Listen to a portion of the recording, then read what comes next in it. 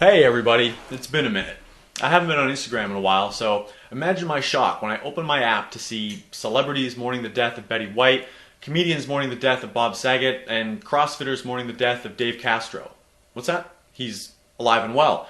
He just got fired. Okay, well then, just like all those posts that I saw, in the spirit of posting about other people's problems for clout, that's exactly what this is going to be. This is the preseason Parker Report, or hashtag #PissPoor. Okay, we'll workshop that. Before we get into what the CrossFit season is going to look like this year, let me tell you a couple stories. At the 2012 CrossFit Games, we had a mini triathlon at Camp Pendleton, the Marine Corps base.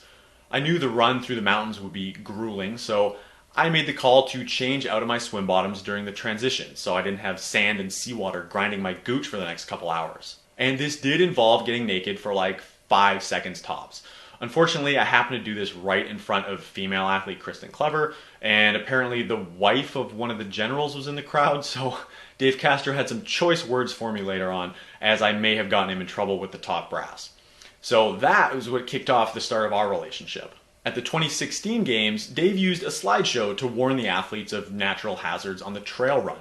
He said, watch out for rattlesnakes, mountain lions, and whatever the heck this is, and then he put up a picture of me. I think it was this one. So, well played, Dave. While I don't know where I stand with Castro today, I think I do have a pretty good understanding of how he's steered the games. I wrote a whole post about it in 2016, basically drawing a distinction between the CrossFit Games, with all the features you'd expect, and the Dave Castro Games, which is like a shadow competition underpinning the main one, and it's all about adversity and survival. This is something I do expect to change in the 2022 season, with new leadership at the helm. I'd expect a more sport-oriented event with fewer military-style surprises thrown in.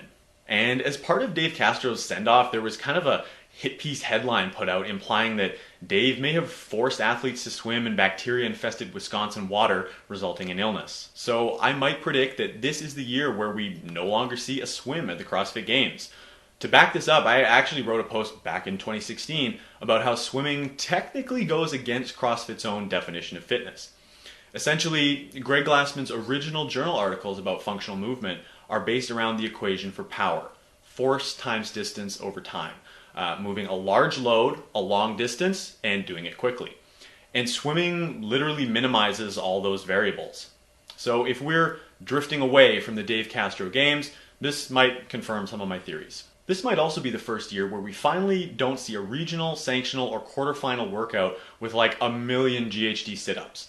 They're definitely one of Dave Castro's favorite torture methods, and with him gone, we may finally be free from the risk of abominable abdominal rhabdomyolysis. Say that 3 times fast. Now, what's next for Dave? Well, I'm sure he'll land on his feet. As a financial advisor, I'd recommend he get into crypto. He could turn old games workouts he wrote into NFTs and sell them to CrossFit bros. If you think that's far-fetched, remember, CrossFitters already spent thousands of dollars on no bulls. So what about the community? Well, I made a post in 2014 saying that a lot of people know about CrossFit who don't know anything about CrossFit. And I wonder if now that's more or less true. Let me know what you think in the comments. I'd say most people at CrossFit gyms will not notice any of the changes this year. They'll show up this week and the week after that, blissfully unbothered and just looking to get a workout in. Must be nice. But there was definitely a bit of uproar online from some very vocal factions. For more on this, I'll turn it over to our special correspondent. This is hashtag HQAnon. In posts about Dave Castro's firing, the comment sections mutated into toxic political debates about cancel culture, censorship, power structures, and yes, even gun rights. Many expressed distaste at how CrossFit leadership handled the firing and subsequent communications. But think about it. If the USA is run by corporations, then chasing profits is patriotic. And firing somebody who threatens your bottom line is the most American thing you can do.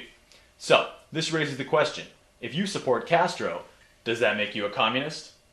Okay, we're losing you. Lyrical correspondent, any closing thoughts? That might be true, though. I get it. True, though. Very clever. Well, that's all the time we have. This episode of the Parker Report is brought to you by Nova 3 Labs. If you're losing sleep over Dave Castro losing his job, try Max Sleep from Nova 3 Labs. It's got all the best ingredients to help you rest and recover, like GABA, magnesium glycinate, and more.